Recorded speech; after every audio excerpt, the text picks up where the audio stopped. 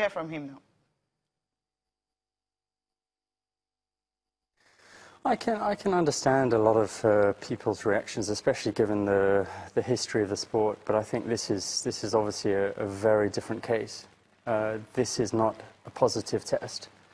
As it stands, the UCI have asked me for more information regarding my use of salbutamol, which is a very common medicine used in treating asthma. I think all the asthmatics out there will know what salbutamol is. I've obviously only been too happy to try and help the UCI fill in the blanks there and to give him all that information up along with the team to try and get to the bottom of what has happened here. I've always taken my leadership in the sport, leadership position in the sport very seriously. I mean, obviously the sport is coming from a place with a very dark background. And I've tried to do everything throughout my career to try and show that the sport has turned around. And certainly in my case now, I certainly don't feel as if there was any wrongdoing. There are very clear limits as to how much salbutamol an athlete is able to take. It doesn't require a TUE. And you have to remember, I mean, I've been a professional cyclist now, treating my symptoms and racing with asthma for 10 years now. This is my 10th season as a professional cyclist. I know what those rules are. I know what those limits are, and I've never gone over those limits. Do you have?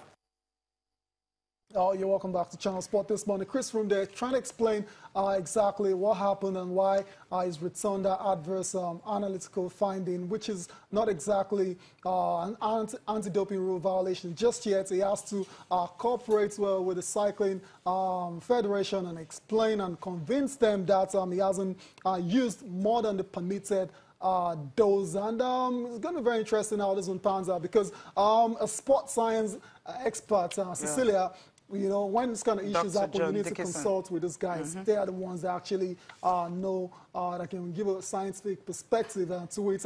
The drug in question, salbutamol, is very legal, right? You're allowed to use it. You don't even need a TUE or therapy to use it, so you can use it. But then it has to be at a certain limit, and that's the issue right there. And Dr. John Dickinson has been also reacting to the situation. Let's listen to him now. Well, asthma, the obvious advantage is obviously it's going to open up his airway. Now, if an asthmatic takes salbutamol, it doesn't give them any other advantage apart from the fact it makes their lungs appear normal. So from a health point of view, it's going to improve his health status. From a performance point of view, what we see is if you take an inhaled salbutamol, we don't actually see any improvement in endurance performance or strength and power performance. But what we do see, if we take a lot of salbutamol, it can potentially improve strength and power performance, but we don't see any improvement in endurance performance. We know a lot of athletes have asthma, and we know a lot of them use salbutamol to treat it. Having the level that it's been found with is a little bit on the high side, but we do know it is possible for athletes to produce the concentrations of salbutamol that Chris has had in his urine and take a dose within the allowed limit.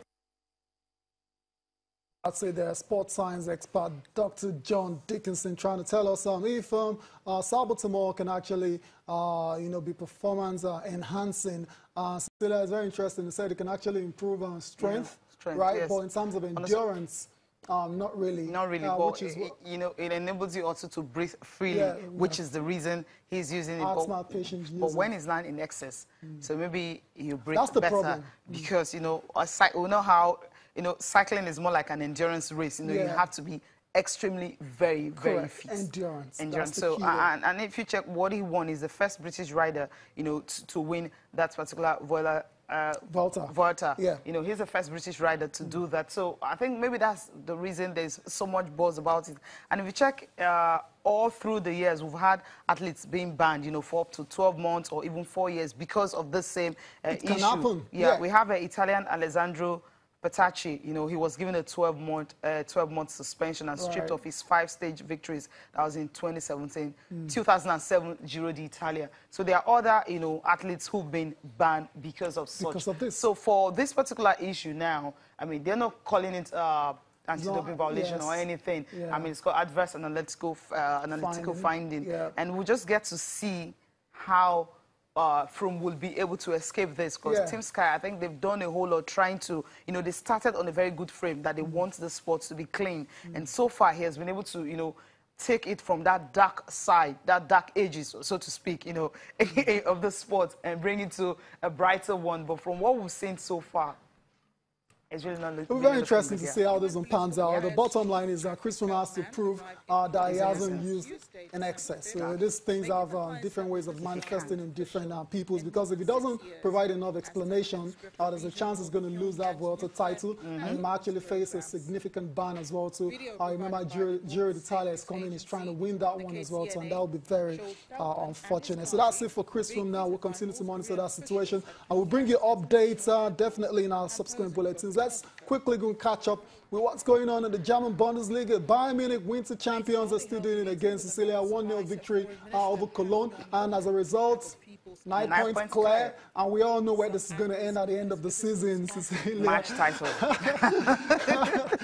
Wow. Lewandowski scored his 15th goal of the season. Well, they were really nervous in this game and all that. Against Cologne, who have been doing so poorly, sacking their coach, bottom of the table. You expect them to score more goals, but it just wasn't to be. Maybe they're already on the festive mood already. I don't know. It's all about the win, Cecilia. I mean, the most important thing is they are 9 points ahead of Schalke, who is second. Exactly. I mean, that's what really matters. And we've seen City get a few 2-1 results on the spin.